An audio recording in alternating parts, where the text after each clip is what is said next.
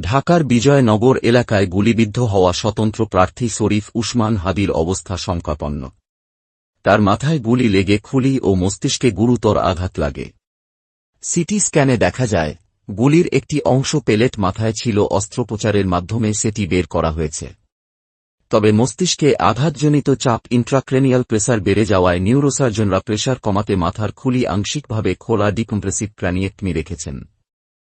শুক্রবার রাতে Dhaka medical college হাসপাতালে স্বাস্থ্য অধিদপ্তরের মহাপরিচালক অধ্যাপক ডা.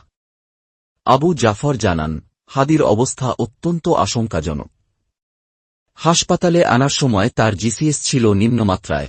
চিকিৎসকদের প্রচেষ্টায় কিছুটা উন্নতি হয়েছে। তিনি আর্টিফিশিয়াল ভেন্টিলেশনে আছেন। ডান দিক দিয়ে গুলি প্রবেশ করে বাম দিক দিয়ে বেরিয়ে যাওয়ার সম্ভাব্য ঝুঁকি রোধে প্রয়োজনীয় সার্জারি করা হয়েছে। নাক ও গলায় কিছু রক্তক্ষরণ ছিল, যা ইএনটি বিশেষজ্ঞরা নিয়ন্ত্রণ করেছেন। শুক্রবার জুমার নামাজের পর রাজধানীর পল্টনের বিজয়নগর এলাকায় গুলিবিদ্ধ হওয়ার পর তাকে দ্রুত ঢাকা মেডিকেলে আনা হয়।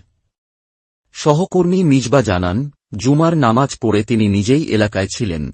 পরবর্তীতে গুলিবিদ্ধ হলে সবাই তাকে হাসপাতালে নিয়ে যান।